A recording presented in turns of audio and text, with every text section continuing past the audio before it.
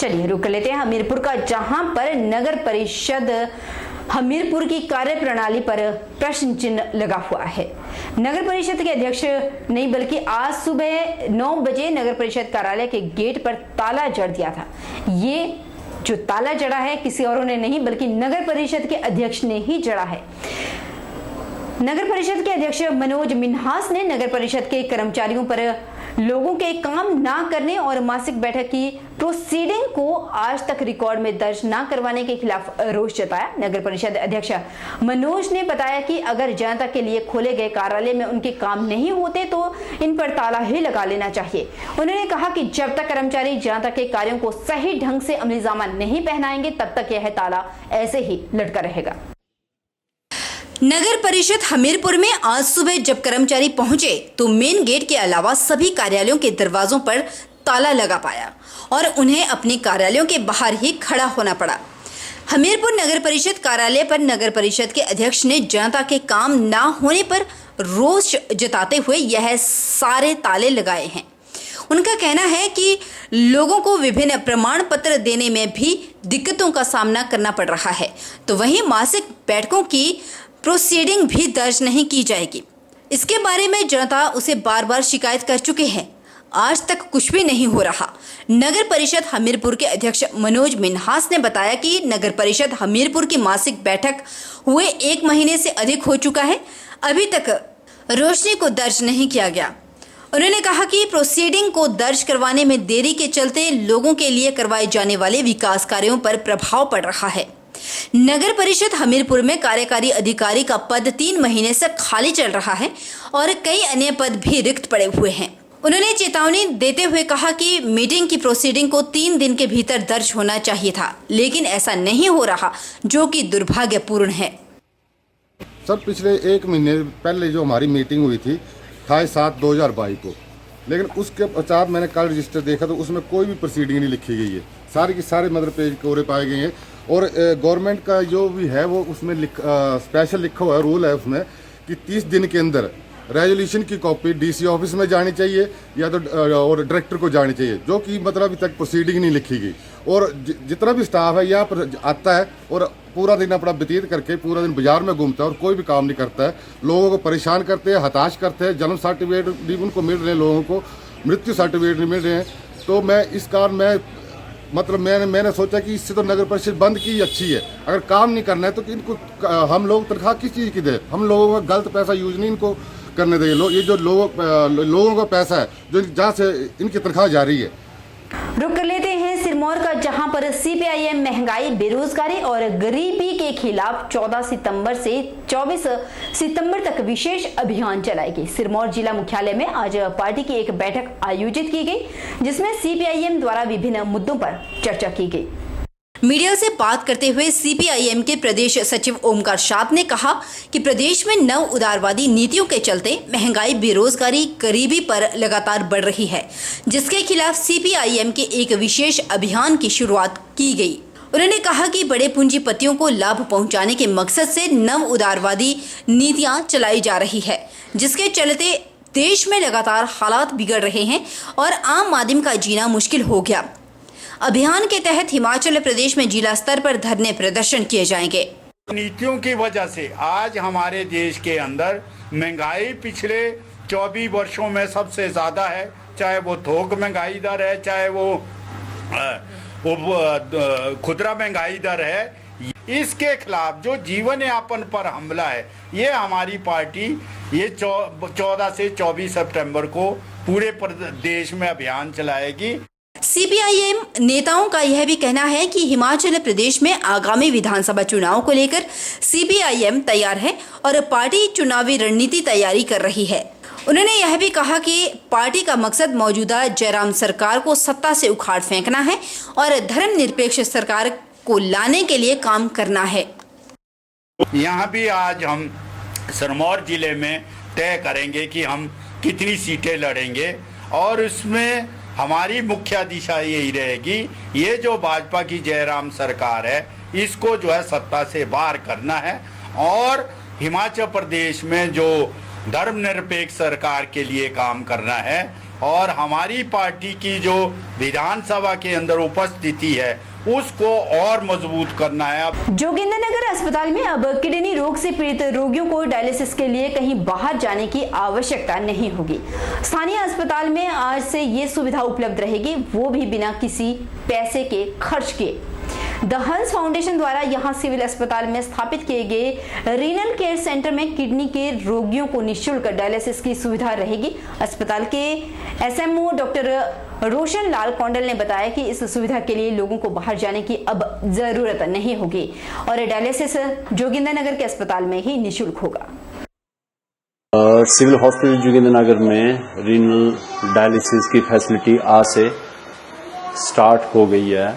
यहाँ पे ये हंस फाउंडेशन द्वारा मुफ्त में जो है पेशेंट को दिया जाएगा। इससे हमारी पूरी जोगिंदरनगर की जनता लाभान्वित होगी और ये एक बहुत ही अच्छा सराहनीय कार्य जो है वो हंस फाउंडेशन ने और हमारी गवर्नमेंट के सौजन्य से हमें हेल्प मिली है और we are so thankful to our government, to our MLA Shri Prakash Rana ji and CMO साहब और हंस फाउंडेशन के मेंबर चेयरमैन जो है जिन्होंने इतना बड़ा काम हमारे लिए किया है। मजदूर संगठन सीटू का 10वां जिला सम्मेलन मंडी में आयोजित किया गया, जिसकी अध्यक्षता सीटू के जिला प्रधान भूपेंद्र सिंह, गुरदास वर्मा और सरोज कुमारी द्वारा की गई। सम्मेलन का उद्घाटन राज्य महासचिव प्रेम गौतम ने किया।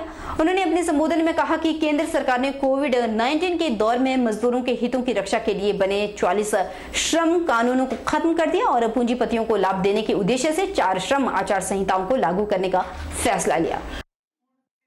इस सम्मेलन में नोट किया गया कि जो पिछले 3 सालों में जो केंद्र में बीजेपी की सरकार है और हिमाचल में भी बीजेपी की सरकार है, जिसे डबल इंजन सरकार के नाम से प्रचारित किया जाता है, मगर इस डबल इंजन की सरकार में लगातार मजदूर विरोधी जो निर्णय है वो सरकार ले रही है। केंद्र सरकार ने जो 44 श्रम कानून थे जो मजदूरों के हक के लिए बने थे उनको खत्म करके 4 एक लेबर कोड में उसको तब्दील किया गया और उसमें बड़े पूंजीपतियों को, बड़ी कंपनियों को फायदा देने की जो उसमें प्रावधान है वो किए गए, जिसका हमारा जो संगठन है वो विरोध करता है और उनको वापस लेने की जो है मांग करता है और उसके लिए हम आने वाले समय में संघर्ष तेज करेंगे। दूसरा, राज्य के स्तर पे हम देखेंगे जो प्रदेश की सरकार है जो जयराम ठाकुर जी के नेतृत्व में जिसके अब कार्यकाल समाप्त होने जा रहा है, मगर बड़े दुख की बात है कि ये जो सरकार है हिमाचल प्रदेश में सबसे ज़्यादा जो मजदूर आज की डेट में काम कर रहा है वो मनरेगा वर्कर है। उस मनरेगा वर्कर जिसमें 27 लाख उनकी संख्या है, उन मनरेगा वर्करों को जो प्रदेश सरकार है वो न्यूनतम वेतन भी अदा नहीं कर रही है, जो 350 रुपये सरकार ने घोषित किया है। Saroha handloom and handicraft producer company Mandi के 4 सदस्य पदाधिकारियों द्वारा भुट्टी वीवर्स सभा फैक्ट्री का पूर्ण दौरा किया गया। इसके द्वारा सभा के हैंडलूम और हैंडीक्राफ्ट से संबंधित पूरी जानकारी हासिल की गई। उसके बाद सरोहा कंपनी के पदाधिकारियों द्वारा बुटीकों के निदेशक मंडल के साथ सभा कारोबार को बढ़ाने और बुनकरों के उत्थान के लिए बैठक भी की गई, जिसमें सहमति हुई कि भविष्य में एक दूसरे के कार्यों और उद्देश्यों के प्रतिपूर्ति के लिए हितकारी कदम उठाए जाएंगे। दोनों संस्थाओं के बीच अपने अपने कार्यों के प्रति एक अनुबंध करार किया गया, जिसमें सभी प्रकार की शर्तों को शामिल किया जाएगा। दोनों संस्थाएं एक दूसरे के साथ कार्य तय शर्तों के अनुसार करने के लिए प्रतिबद्ध रहेगी, जिसकी वजह से बुनकरों, कामगारों के आर्थिक सामाजिक उत्थान और उनके उज्जवल भविष्यों को अनुबंध करार में विशेष तरजीह दी जाएगी। इसकी वजह से कुल्लू शॉल के संरक्षण और संवर्धन को बल मिलेगा। बताते चले कि सरोहा हैंडलूम प्रोड्यूसर कंपनी को नाबार्ड की ओर से हथकरघा उत्पादों के प्रोत्साहन हेतु प्रोजेक्ट स्वीकृत हुआ है। इस मौके पर भुट्टी वीवर्स के चेयरमैन भी वहां पर मौजूद रहे।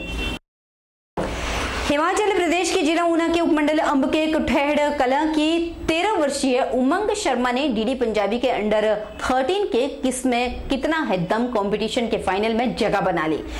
इसकी उपलब्धि उसके परिवार में खुशी का माहौल है। पिता उमंग के जो पिता हैं वो और माता दोनों ही एडवोकेट हैं। उमंग 8वीं क्लास में पढ़ती हैं। उन्होंने बताया कि कुछ वर्ष पहले उसके स्कूल में डीडी पंजाबी चैनल की कुछ प्रतिनिधि आए थे, उसमें उन्होंने हिस्सा लिया था। सर, बेटी के 4 राउंड क्लियर हो चुके हैं। एक राउंड जो है वो ऑनलाइन हुआ था, बाकी इसके ऑफलाइन ऑडिशन हुए हैं। इसमें अब ग्रैंड फिनाले में जो है इसकी किसमें कितना है दम, डीडी पंजाबी में कार्यक्रम होता है, तो उसमें एक्टिंग में अभिनय क्षेत्र में इसकी जो है वो सिलेक्शन हुई है। इसकी अपनी मेहनत है।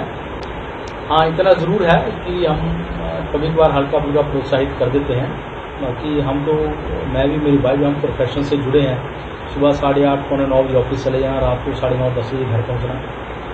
तो ये जो भी है, बच्ची की अपनी मेहनत है, अपने स्तर पर ये तैयारी करती रही और वैसे ये पार्टिसिपेट करती रही और यहाँ तक पहुँच गई। कर लेते हैं रामपुर का, जहां पर जिलाधीश शिमला की अध्यक्षता में जल विद्युत परियोजनाओं से जुड़ी समस्याओं को लेकर बैठकों का आयोजन किया गया, जिसमें पहले बैठक लुहरी जल विद्युत परियोजना की विभिन्न समस्याओं को लेकर हुई, जबकि दूसरी बैठक रामपुर क्षेत्र की अन्य छोटी जल विद्युत परियोजनाओं की लाडा से कमेटी की और बैठक में रामपुर और ठियोग के विधायक को भी आमंत्रित किया गया था।